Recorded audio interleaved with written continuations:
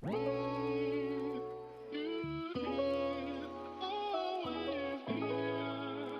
guys, Shaw here, and today we are talking tier sets and ranking them up against each other. I actually got this idea from Max when he did on the stream a couple weeks ago, and I thought it would be fun to talk more in depth about the tank tier sets and what makes them work, and in some cases, not. Most of the tank tier sets going into patch 9.2 look solid at a glance, but I want to talk about my experience testing them on the PTR, mainly in Mythic Plus. With that being said, this tier list is going to mostly look at the interaction of the tier sets and class design in the Mythic Plus setting, and I'm not going to really be discussing raid too much at all, mainly due from lack of expertise, quite frankly. I want to preface this tier list with the fact that this isn't a list of what's going to be quote meta or not for the next patch.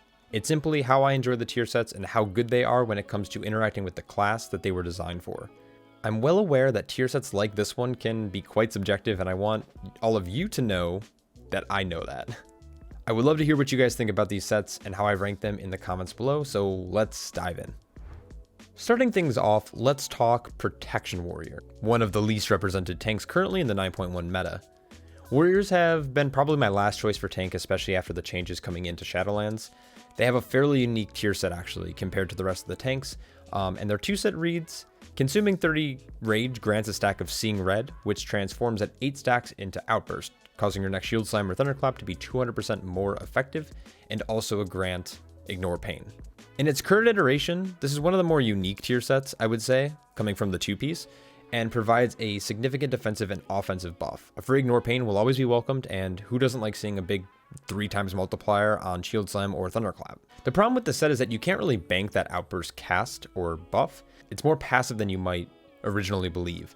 An individual might want to try to decide whether they should be using it on a Thunderclap or popping a Shield Slam, but realistically, it's going to honestly be probably whichever one is going to be available as soon as you hit that 8 stacks of Seeing Red that's going to turn to that Outburst. The 4-set is mostly a buff to Avatar, and it reads: Avatar increases the damage dealt by an additional 10% and decreases the damage that you take by 10%. Avatar instantly grants Outburst. I'm not a huge fan of this because up until this point, at the top end of the ladder, most of them preferred to play Heavy Repercussions.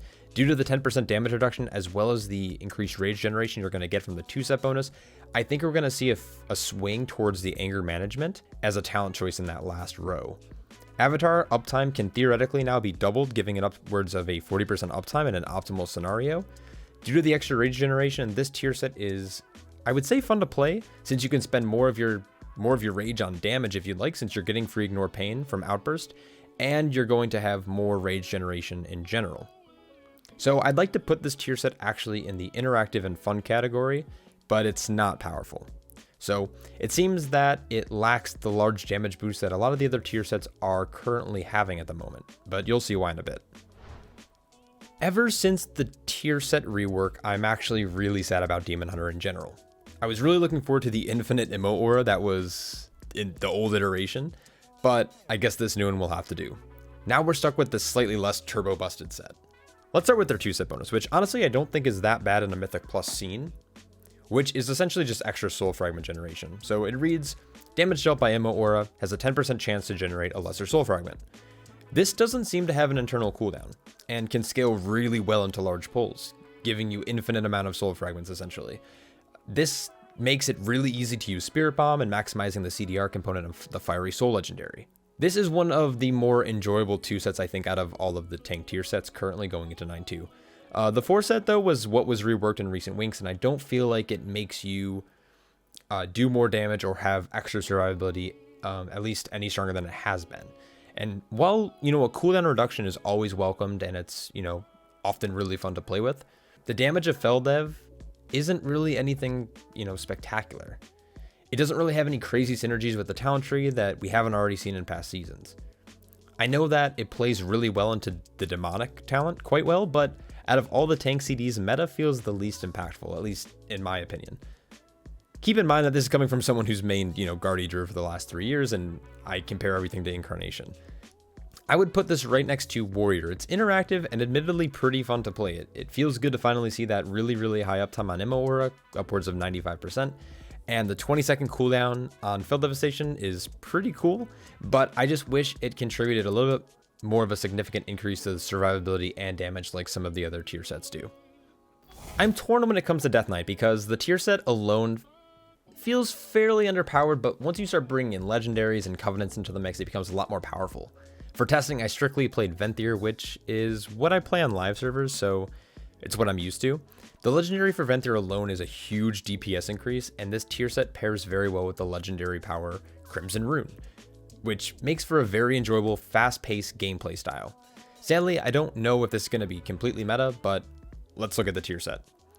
The 2-set bonus reads, while your Dancing Rune weapon is active, Heartstrike extends the duration of your Dancing Rune weapon by 0.5 seconds and increases your strength by 1%, persisting for 10 seconds after Dancing Rune weapon ends. This causes the player to feel like they have a little bit more pressure to fill as many globals as possible while their Dancing Rune weapon window is up, to cast Heartstrike instead of other abilities to try to maximize that strength buff that they're going to follow at the end of Dancing Rune weapon. Strength, as well as crit, will improve your parry chance, which has a nice synergy with the 4-piece bonus. The 4-set bonus also has a damage reflection component to it, and it's when you take damage, you have a chance equal to your parry chance, 100% of your parry chance to lash out, Heartstriking your attacker.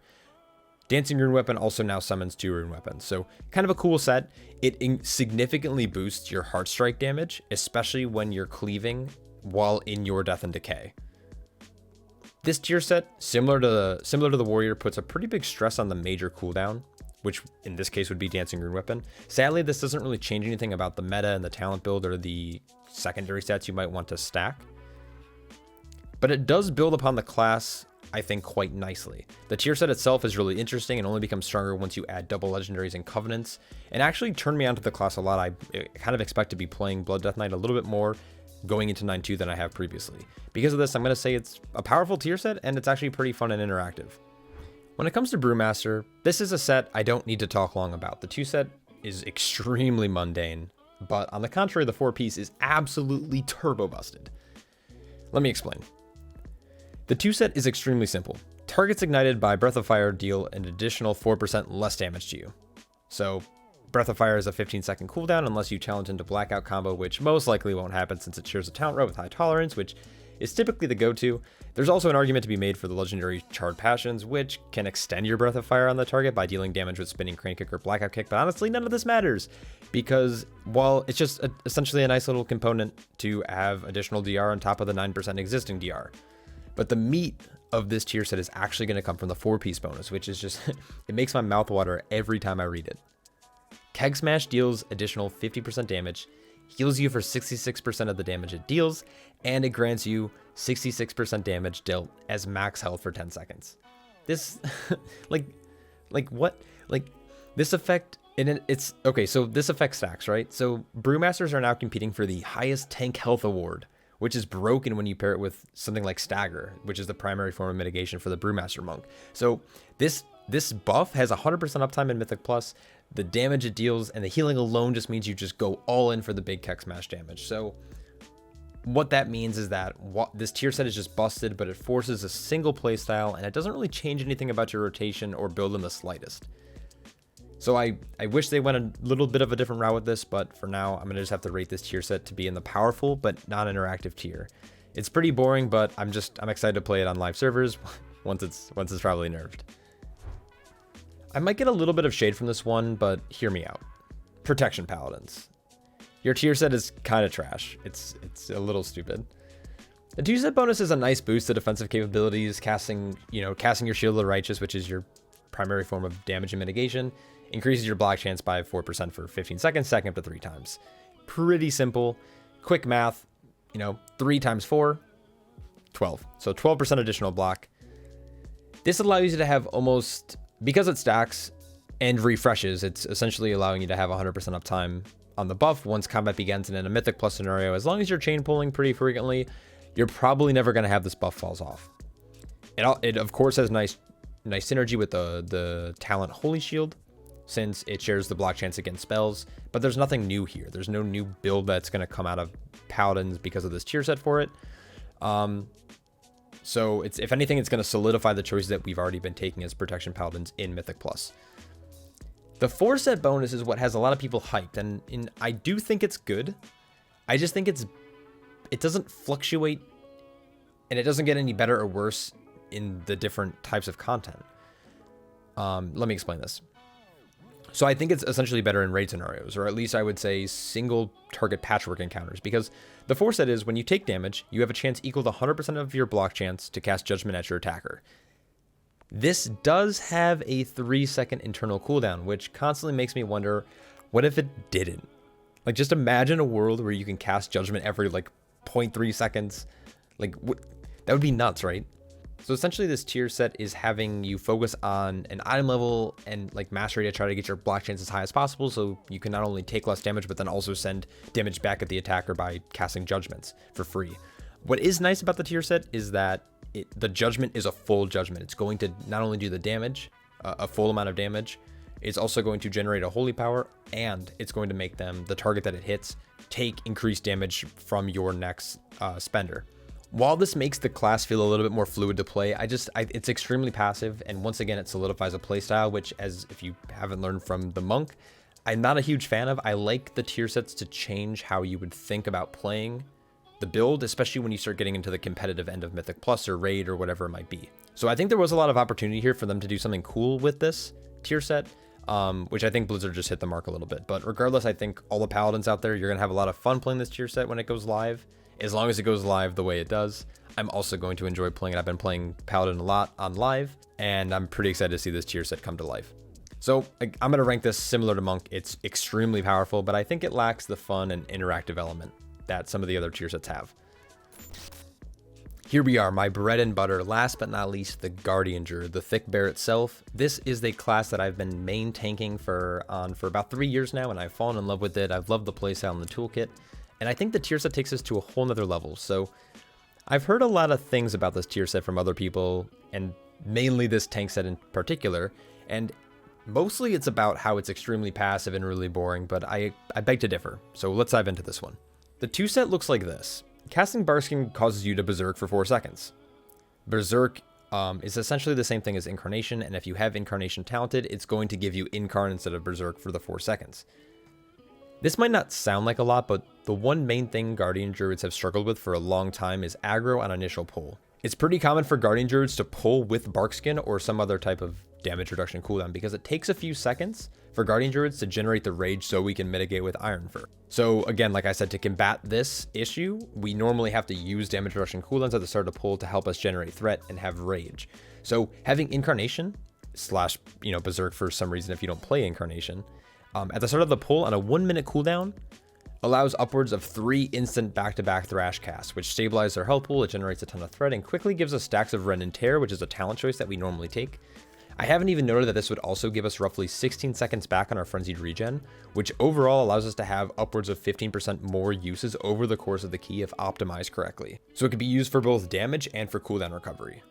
I don't want to rant about how awesome I think the 2-piece is for too long. The 4-piece, I will admit, is a little bit more boring than some of the other 4-piece sets that I've talked about so far, but it adds a very significant amount of AoE damage into our build. While Berserked, you radiate, X amount of cosmic damage to nearby enemies, and you heal for a similar amount of cosmic healing, I guess, for every 1 second. So this is pretty straightforward, right? So Barkskin, giving you Incarnation, as well as the Incarnation cooldown itself, is now going to radiate cosmic damage, which heals you every 1 second.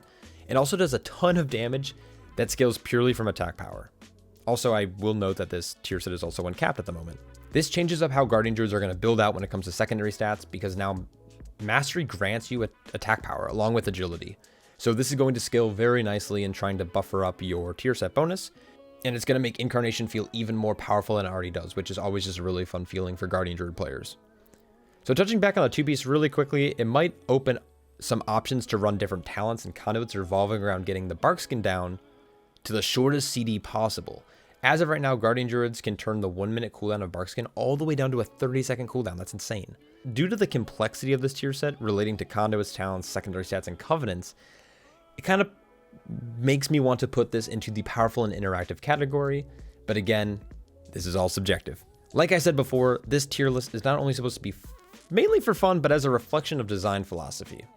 Some people may disagree with how I rank these, which is honestly absolutely okay. I would love to chat about the different tier sets down below in the comment section, or you can just join my Discord, which I'm actually going to include in the description of this video. As the new season approaches, I'm only more and more eager to see which tank is going to come out on top. Though I will note that most tanks are in a very, very good spot right now. I hope you all enjoyed this video. Thanks so much for watching. I hope you're all staying happy and healthy. Until next time, take care.